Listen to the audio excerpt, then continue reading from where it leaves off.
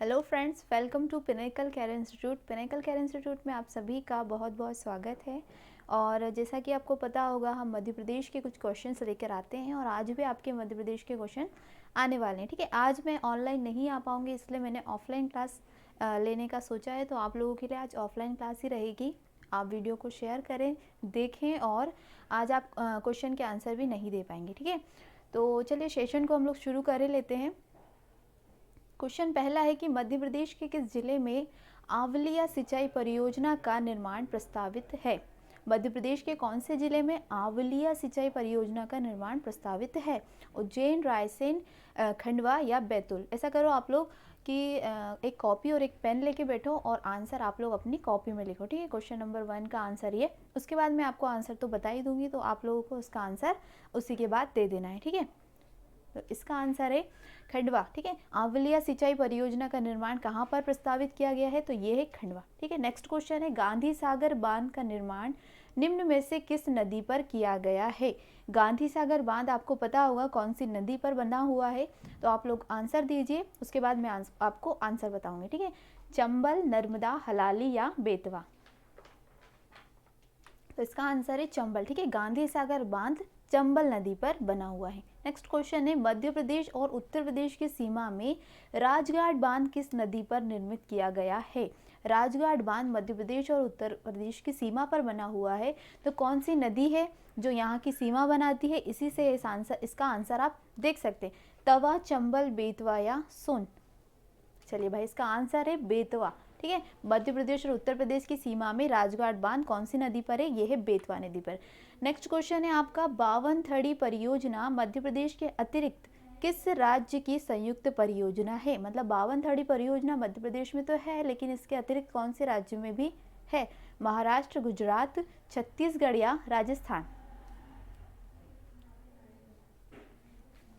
चलिए, इसका आंसर है महाराष्ट्र में। बावनथड़ी परियोजना मध्य प्रदेश के अतिरिक्त महाराष्ट्र में भी है। ठीक है, महाराष्ट्र मध्य प्रदेश के दक्षिण में आता है, ये भी आप लोगों को पता होना चाहिए। नेक्स्ट है नर्मदा नदी पर निर्मित 30 बड़े बांधों की श्रृंखला में से कौन सा बांध पहले पूर्ण हुए बांधों में से एक है? अब मध्य प्रदेश में 30 बड़े जो बांध है, उनमें सबसे पहले बांध कौन सा निर्मित हुआ था? तिघरा, बरगी, बाणसागर या मणिखेड़ा। तो इसका आंसर है फ्रेंड्स बरगी बांध, जो कि जबलपुर में है ना। तो ये नर्मदा नदी पर निर्मित है। नेक्स्ट क्वेश्चन है निम्नलिखित नदियों में से धूती बांध किस नदी पर निर्मित है? अब बताइए, धूती बांध कौन सी नदी पर है? माही, बेतवा, सिंध या बेनगंगा। ये सिंध नहीं है सी ऑप्शन में, ये सिंधु है। ठीक है, तो माही, बेतवा, सिंधु या बेनगंगा। तो इसका आंसर है बेनगंगा। ठीक है, धूती बांध कौन सी नदी पर निर्मित है? ये है बेनगंगा में। नेक्स्ट क्वेश्चन है आपका, किस जिले में मोगरा खेड़ा सिंचाई परियोजना के निर्माण की स्वीकृति प्रदान की गई है? कौन से जिले में मोगरा खेड़ी सिंचाई परियोजना के निर्माण की स्वीकृति प्रदान की गई है? सीहोर, मुरैना, खरगोन या बैतूल। आप लोग, आई होप कि आप लोग कॉपी लेके बैठे होंगे, आंसर आप लोग लगा रहे होंगे। आंसर इसका है सीहोर। ठीक है, तो मोगरा खेड़ी सिंचाई परियोजना सीहोर में स्वीकृत हुई है। नेक्स्ट क्वेश्चन है मध्य प्रदेश में निचले विंध्यन क्रम की चट्टानों के रूप में सेमरी उपक्रम का विस्तार किस नदी घाटी में क्षेत्र में पाया गया है? मध्य प्रदेश में जो निचले विंध्यन क्रम की चट्टान है, वहाँ पे सेमरी उपक्रम यानी कि सेमरी सीरीज का विस्तार किस नदी घाटी क्षेत्र में पाया गया है? सोन नदी, ताप्ती नदी, चंबल या पेंच नदी। तो इसका आंसर है फ्रेंड्स, ये है सोन नदी की घाटी, यहीं पर है ये क्षेत्र। ठीक है, नेक्स्ट क्वेश्चन है मध्य प्रदेश में ऊपरी विंध्यन क्रम की चट्टानों को कितने भागों में वर्गीकृत किया गया है? मध्य प्रदेश में जो ऊपरी विंध्यन चट्टान है, उनको कितने भागों में वर्गीकृत किया है? 4, 2, 3 या 5। इसका आंसर है 3। ठीक है, तीन क्रम में इन्हें वर्गीकृत किया गया है। नेक्स्ट क्वेश्चन है मध्य प्रदेश में कुड़प्पा क्रम की चट्टानों को ग्वालियर संभाग में किस नाम से जाना जाता है? जो कुड़प्पा क्रम की चट्टानें हैं, उनको ग्वालियर में किस नाम से जाना जाता है? Gwalior series, Kaimur series, Bhander series या तालचेर सीरीज। अच्छा, आप लोग वीडियो के ख़त्म होने पर अपने आंसर ज़रूर बताएं कि हम लोगों के कितने आउट ऑफ कितने आए हैं। ठीक है, इसका आंसर है ग्वालियर सीरीज। ठीक है, तो मध्य प्रदेश में कुड़प्पा क्रम की चट्टानों को ग्वालियर संभाग में ग्वालियर सीरीज के नाम से जाना जाता है। नेक्स्ट क्वेश्चन है, मध्य प्रदेश के पन्ना जिले में हीरे की प्राप्ति किस प्रकार की चट्टानों से होती है? पन्ना में जो हीरे मिलते हैं वो कौन सी चट्टान से हमें प्राप्त होते हैं? धारवाड़ की चट्टानें, आर्कियन चट्टानें, कुड़प्पा चट्टानें या गोंडवाना चट्टानें? देखो मध्य प्रदेश क्या है, गोंडवाना लैंड का हिस्सा जरूर है, लेकिन हीरे पूछा गया है कि हीरे कहाँ से प्राप्त हुए हैं। ठीक है, तो हीरे मिले हैं कुड़प्पा चट्टानों से। मध्य प्रदेश में पन्ना जिले में कुड़प्पा चट्टानों से हीरे मिले। ठीक है, नेक्स्ट है, मध्य प्रदेश की जलवायु उष्णकटिबंधीय स्वरूप प्रदान करने का श्रेय किस रेखा को जाता है? यानी कि जो रेखा है जिस पर सूर्य की रेखाएं पड़ती है, तो उसमें उष्णकटिबंधीय स्वरूप प्रदान करने का श्रेय कौन सी रेखा को है? कर्क रेखा, मकर रेखा, विषुवत रेखा या मध्याह्न रेखा? ठीक है, इसका आंसर ए है, कर्क रेखा, बिल्कुल राइट आंसर है। नेक्स्ट क्वेश्चन है, प्रसिद्ध मौसम वैज्ञानिक थान ट्वेट के अनुसार मध्य प्रदेश की जलवायु को कितने भागों में वर्गीकृत किया गया है? देखो बहुत सारे वैज्ञानिकों ने 2, 4, 3, 5 ऐसे बहुत सारी जलवायु को वर्गीकृत किया है। तो इन्होंने पूछा है कि वैज्ञानिक थान ट्वेट ने मध्य प्रदेश की जलवायु को कितने भागों में वर्गीकृत किया है? 3, 5, 4 या 2? इसका आंसर है 3। ठीक है, इन्होंने 3 प्रकार की जलवायु को वर्गीकृत किया है। नेक्स्ट है, मध्य प्रदेश में जलवायु विविधता के आधार पर कितनी प्रमुख ऋतुएं पाई जाती है? अब ऋतुएं बताना है कि जलवायु विविधता के आधार पर कितनी ऋतुएं पाई जाती हैं? 4, 3, 5 या 6?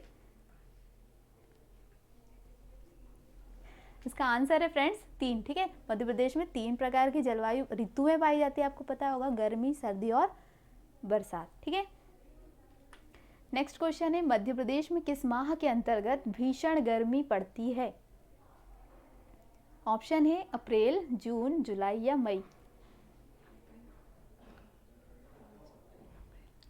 भीषण गर्मी का पूछा गया है कि कौन से माह में भीषण गर्मी पड़ती है? तो सबसे ज़्यादा गर्मी हमारे यहाँ मई में पड़ती है ना? तो मध्य प्रदेश में सबसे ज़्यादा मई में भीषण गर्मी पड़ती है। उसके 9 तपा भी आता है मई के टाइम पे।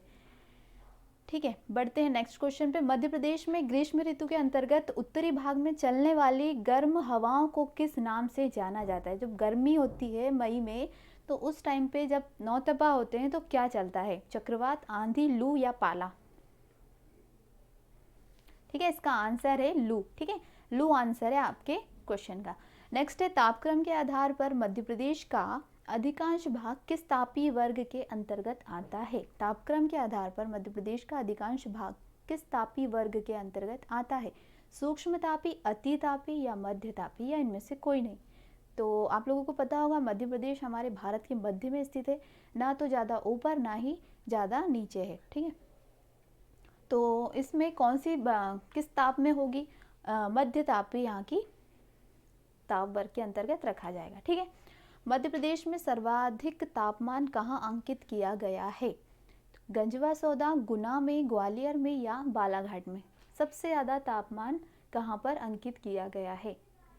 तो इसका आंसर है गंजवा सौदा, बिल्कुल राइट है। ठीक है, गंजवा सौदा में सबसे ज़्यादा ताप अंकित किया गया है 48.7%। ठीक है, 48.7 डिग्री सेल्सियस। नेक्स्ट है आपका, मध्य प्रदेश में सर्वाधिक वर्षा किससे होती है?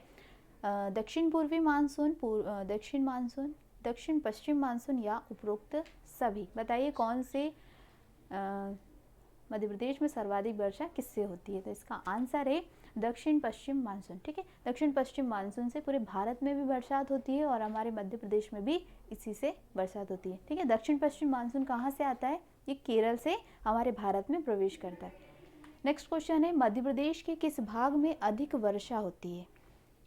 मध्य प्रदेश के भाग में, जैसे पूर्व, पश्चिम, उत्तर, दक्षिण, तो सबसे ज़्यादा कौन से भाग में वर्षा होती है? दक्षिण पूर्वी भाग, दक्षिण पश्चिम भाग, उत्तर पश्चिम भाग या उत्तर पूर्व भाग?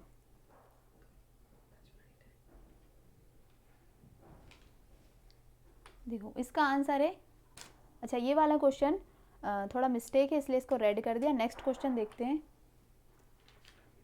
मध्य प्रदेश का चेरापूंजी किस स्थान को कहा जाता है? नौगांव, धारकुंडी, पचमढ़ी या मांडू? मध्य प्रदेश का चेरापूंजी कहा जाता है पचमढ़ी को, ठीक है, मध्य प्रदेश का चेरापूंजी पचमढ़ी, क्योंकि यहाँ पे सबसे ज़्यादा वर्षा अंकित की गई है। नेक्स्ट है, मध्य प्रदेश में सर्वाधिक वार्षिक औसत वर्षा कितनी होती है? 50 से 75, 75 से 100, 100 से 150 या 100 से 125। आप लोग कॉपी में अपने आंसर नोट करते रहें। इसका आंसर है 75 से 100, ठीक है। नेक्स्ट क्वेश्चन है, मध्य प्रदेश के निम्नलिखित क्षेत्रों में से कौन से क्षेत्र में मानसून के दौरान सबसे कम वर्षा होती है? मतलब मानसून होता है लेकिन यहाँ पर सबसे कम वर्षा होती है। उत्तर पूर्व, उत्तर पश्चिम, दक्षिण पूर्व या दक्षिण पश्चिम? इसका आंसर है उत्तर पश्चिम, ठीक है, उत्तर पश्चिम में सबसे कम वर्षा होती है, यानी कि भिंड जो क्षेत्र है वो वहीं पर आता है। मध्य प्रदेश के किस स्थान पर न्यूनतम वर्षा होती है? तो इसका आंसर भी मैंने अभी बताया आप लोगों को, भिंड, ठीक है, यहाँ पर सबसे कम वर्षा होती है। नेक्स्ट है, मध्य प्रदेश में शीत ऋतु कब आरंभ होती है? मध्य प्रदेश में शीत ऋतु यानी कि ठंडी कब आरंभ होती है? दिसंबर, जनवरी, नवंबर या मध्य अक्टूबर? ठीक है, मध्य दिसंबर, मध्य जनवरी, मध्य नवंबर या मध्य अक्टूबर? तो इसका आंसर है मध्य अक्टूबर। यहाँ मध्य अक्टूबर से शीत ऋतु आरंभ हो जाती है, ठीक है। क्वेश्चन को ध्यान से पढ़ें। सूर्य की किरणों किस रेखा पर लंबवत पड़ने से मध्य प्रदेश में अधिक गर्मी पड़ती है? सूर्य की किरणें किस रेखा पर लंबवत होती है तो मध्य प्रदेश में गर्मी पड़ने लग जाती है? मकर रेखा, कर्क रेखा, विषुवत रेखा या किसी पर भी नहीं? ठीक है, इसका आंसर है कर्क रेखा, क्योंकि कर्क रेखा ही हमारे मध्य प्रदेश से गुजरती है। विषुवत रेखा तो मध्य प्रदेश में नहीं और ना ही मकर रेखा है, ठीक है, तो इसका आंसर आपका कर्क रेखा ही आएगा। नेक्स्ट है, सूर्य का उत्तरायण होने से प्रदेश में क्या परिवर्तन होता है? देखो अभी मकर संक्रांति आती है तो उस सूर्य उत्तर में उसका उत्तरायण होने लग जाता है तो तापमान में क्या हो जाती है? वृद्धि आने लगती है, ठीक है, तो इसका आंसर ए है, तापमान में वृद्धि। नेक्स्ट है, निम्नलिखित नदी घाटियों में से किस नदी घाटी पर राजसोरस के कंकाल अवशेषों के जीवाश्म का उत्खनन हुआ है? राजासोरस नहीं है, ये राजसोरस है, ठीक है, तो उनके कंकाल कौन सी नदी में मिले हैं? ये है नर्मदा नदी, ठीक है, नर्मदा नदी में उनके जीवाश्म का उत्खनन किया गया है। मध्य प्रदेश में काली सिंध नदी का उद्गम किस जिले से होता है? काली सिंध कौन से जिले से निकलती है? देवास, उज्जैन, इंदौर या धार? ठीक है, इसका आंसर है देवास, देवास के पागली गांव से। मध्य प्रदेश की मान नदी किसकी सहायक नदी है? मान नदी कौन सी नदी की सहायक नदी है? गोदावरी, चंबल, नर्मदा या यमुना? कौन सी नदी की सहायक नदी है? इसका आंसर है नर्मदा, ठीक है, मान नदी नर्मदा की सहायक नदी है। नेक्स्ट क्वेश्चन है, तवा, देनवा, शक्कर निम्न में से किस नदी की सहायक नदियां हैं? तवा, देनवा, शक्कर, दीदी, भैया, ये ऐसे सारे नाम हैं, तो ये कौन सी नदी के हैं? चंबल, नर्मदा, ताप्ती या शिप्रा? इसका आंसर है नर्मदा, ठीक है, तवा, देनवा, शक्कर ये सब नर्मदा की सहायक नदियां हैं। नेक्स्ट क्वेश्चन है, मध्य प्रदेश में तवा और नर्मदा नदी का संगम किस स्थान पर होता है? तवा और नर्मदा नदी एक जगह पर मिल जाती है तो कौन सी जगह है वो? बांद्रा भान, पिपरिया, मटकुली या मड़ई? चलिए भाई, इसका आंसर है बांद्रा भान, ठीक है, बांद्रा भान जो कि ऑप्शन नंबर ए में है, तो ये तवा और नर्मदा का संगम स्थल कहलाता है। नेक्स्ट है कि सूची 1 को सूची 2 से मिलाना है, तो इसका आंसर है, इसका आंसर सीधा हम बता सकते हैं आप लोगों को कि नर्मदा पश्चिम की ओर बहती है, सोन पूर्व की ओर, बेनगंगा दक्षिण की ओर और चंबल उत्तर की ओर, ठीक है। नेक्स्ट क्वेश्चन पर बढ़ते हैं, नर्मदा, ताप्ती और माही क्या है? दक्षिण में बहने वाली नदी, पूर्व में बहने वाली, पश्चिम में बहने वाली या उत्तर में? तो ये है इसका आंसर पश्चिम में बहने वाली नदियाँ। अगर आप लोगों को वीडियो ज़्यादा फास्ट लग रहा है तो आप उसको कम करके देख सकते हैं, ठीक है, इसकी स्पीड कम करके देख सकते हैं। अगर आपको स्लो लग रहा है तो इसकी स्पीड भी बढ़ा करके देख सकते हैं।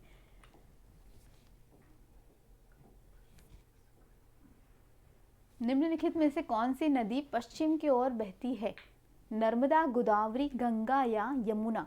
बताइए कौन सी नदी पश्चिम की ओर बहती है? इसका आंसर है फ्रेंड्स नर्मदा। नर्मदा नदी पश्चिम की ओर बहने वाली नदी है। नेक्स्ट क्वेश्चन है मध्य प्रदेश की सबसे लंबी नदी कौन सी है? नर्मदा, पार्वती, बेतवा या चंबल? इसका आंसर है नर्मदा। ठीक है, मध्य प्रदेश की सबसे लंबी नदी है नर्मदा, यानी कि ये 1077 मध्य प्रदेश में बहती है। नेक्स्ट है मध्य प्रदेश में शिप्रा का उद्गम किस स्थान से होता है? शिप्रा नदी कौन सी जगह से निकलती है? अमरकंटक से, काकरी बर्डी से, मिजो पहाड़ी से या केवई पहाड़ी से? ठीक है, इसका आंसर है काकरी बर्डी। मध्य प्रदेश में शिप्रा नदी का उद्गम काकरी बर्डी से होता है। नेक्स्ट क्वेश्चन है मध्य प्रदेश में रेवा नाम से किस नदी को जाना जाता है? चंबल, नर्मदा, ताप्ती या शिप्रा? है ना, कौन सी नदी है जो रेवा नाम से जानी जाती है? तो इसका नाम है नर्मदा। ठीक है, नर्मदा नदी रेवा नाम से जानी जाती है। नेक्स्ट क्वेश्चन है मध्य प्रदेश में ओमकारेश्वर नर्मदा के अतिरिक्त किस नदी के संगम पर स्थित है? ओमकारेश्वर है कौन सी नदी के संगम पर स्थित है? मध्य प्रदेश में ओमकारेश्वर नर्मदा के अतिरिक्त किस नदी के संगम पर स्थित है? त्रिवेणी व यमुना, गोमती और त्रिवेणी, ताप्ती और त्रिवेणी या नर्मदा और कावेरी? इसका आंसर है नर्मदा और कावेरी। ठीक है, नेक्स्ट क्वेश्चन है मध्य प्रदेश के उज्जैन जिले में किस नदी के तट पर सिंहस्थ का मेला लगता है? सिंहस्थ का मेला कौन सी नदी के तट पर लगता है? सिंहस्थ उज्जैन में लगता है, कौन सी नदी के तट पर? बेतवा, शिप्रा, ताप्ती या चंबल? तो इसका आंसर है फ्रेंड्स शिप्रा। ठीक है, सिंहस्थ का मेला शिप्रा नदी के तट पर लगता है। निम्न नदियों में से कौन सी सतपुड़ा और विंध्य पर्वतमालाओं के बीच बहती है? कौन सी नदी है जो सतपुड़ा और बीच के पर्वतमालाओं के बीच में बहती है? नर्मदा, ताप्ती, माही या साबरमती? इसी ऑप्शन में माची लिखा है लेकिन है उसका नाम माही। ठीक है, आंसर है इसका ए नर्मदा नदी, जो कि सतपुड़ा और विंध्य पर्वतमालाओं के बीच में बहती है। नेक्स्ट है मध्य प्रदेश का सबसे बड़ा अपवाह तंत्र कौन सा है? गंगा यमुना अपवाह तंत्र, गोदावरी तंत्र, नर्मदा अपवाह तंत्र या ताप्ती अपवाह तंत्र? मध्य प्रदेश का सबसे बड़ा अपवाह तंत्र कौन सा है? इसका आंसर है गंगा यमुना अपवाह तंत्र। ठीक है, ये मध्य प्रदेश का सबसे बड़ा अपवाह तंत्र है। मध्य प्रदेश में अपवाह तंत्र को कितने भागों में विभक्त किया गया है? मध्य प्रदेश में अपवाह तंत्र को कितने भागों में विभक्त किया है? 4, 8, 6 या 5? आप लोग पॉज करके भी थोड़ा सोच के फिर आंसर दे सकते हैं। इसका आंसर है 6। ठीक है, मध्य प्रदेश को 6 अपवाह तंत्रों में बांटा गया है। इसमें से एक तो हमने अभी देखा है ना, गंगा यमुना अपवाह तंत्र। बाकी ये 5 आप लोग देख लीजिएगा। मध्य प्रदेश में किस नदी को मध्य प्रदेश की जीवन रेखा कहा जाता है? मध्य प्रदेश की जीवन रेखा कौन सी नदी है? चंबल, नर्मदा, शिप्रा या बेतवा? इसका आंसर है नर्मदा। ठीक है, मध्य प्रदेश की जीवन रेखा नर्मदा नदी कहलाती है, ये भी आप लोगों को पता होगा। नर्मदा बेसिन का कुल क्षेत्रफल कितना है? नर्मदा जहाँ जहाँ से बहती है उसका नर्मदा बेसिन का क्षेत्रफल पूछा गया है, कितना है? कौन कौन सी नदियाँ मिल जाती हैं उसमें बेसिन बन जाता है, तो वो पूछा गया है कि उसका क्षेत्रफल कितना है। 96,000 वर्ग किलोमीटर, 78,289 वर्ग किलोमीटर, 84,392 वर्ग किलोमीटर या 98,796 वर्ग किलोमीटर? तो इसका आंसर है फ्रेंड्स 98,796 वर्ग किलोमीटर नर्मदा बेसिन का क्षेत्रफल है। नेक्स्ट है नर्मदा और ताप्ती के अतिरिक्त मध्य प्रदेश की अधिकांश नदियों का समापन होता है। नर्मदा और ताप्ती के अतिरिक्त मध्य प्रदेश की अधिकांश नदियाँ क्या होती हैं? हिंद महासागर में मिलती हैं, दूसरी नदियों में मिल जाती है, अरब सागर में जाती है या बंगाल की खाड़ी में जाती है? तो इसका आंसर है दूसरी नदियों में मिल जाती है। नर्मदा और ताप्ती नदी जो है वो अरब सागर में जाके गिरती हैं, बाकी जो दूसरी नदियां हैं वो दूसरी नदियों में मिल जाती है। मध्य प्रदेश में नर्मदा नदी का उद्गम स्रोत माना जाता है। नर्मदा नदी कहाँ से निकलती है? पचमढ़ी, चित्रकूट, भेड़ाघाट या अमरकंटक से? इसका आंसर है फ्रेंड्स अमरकंटक। ठीक है, मध्य प्रदेश में नर्मदा नदी कहाँ से निकलती है? ये अमरकंटक से निकलती है। अब नेक्स्ट है आपका ये जो भारत के क्वेश्चन है ये आने वाले हैं। अब हमने मध्य प्रदेश के अभी 50 क्वेश्चन देखे हैं, अब आपके भारत के क्वेश्चन है। झूम क्या है? लोक नृत्य, नदी घाटी का नाम, जनजाति या कृषि का एक तरीका? ठीक है, इसका आंसर है कृषि का एक तरीका। झूम की खेती होती है, किसान यहाँ पे खेती करते हैं, फिर दूसरी जगह पे करते हैं, उसी को बोलते हैं झूम खेती। ठीक है, गोवा की स्वीकृत भाषा, स्वीकृत राजभाषा क्या है? कोंकणी, पुर्तगाली, मराठी या गुजराती? गोवा की स्वीकृत राजभाषा। इसका आंसर है कोंकणी। ठीक है, गोवा की स्वीकृत राजभाषा क्या है? कोंकणी। नेक्स्ट है, खरीफ की फसल काटी जाती है, कब काटी जाती है? मार्च में, दिसंबर में, नवंबर में या जून के प्रारंभ में? इसका आंसर है नवंबर के प्रारंभ में।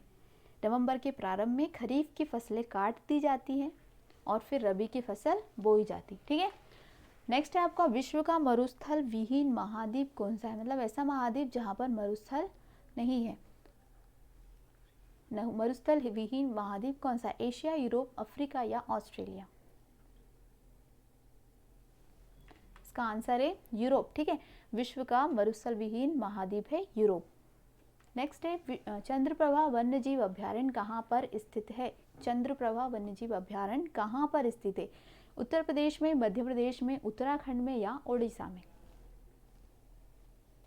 इसका आंसर है उत्तर प्रदेश। तो ठीक है, ये था आप लोगों का आज का सेशन। आज मैं ऑनलाइन क्लास नहीं ले पाई, इसलिए आपका ऑफलाइन क्लास रहेगा, तो आप ऑफलाइन क्लास को ही पूरा देखिए शुरू से लेके आखिरी तक। काफ़ी इंपॉर्टेंट क्वेश्चन है जो कि ग्रुप 2 और सब ग्रुप 4 और MP प्लस कांस्टेबल के एग्ज़ाम के लिए काफ़ी इंपॉर्टेंट होने वाले हैं।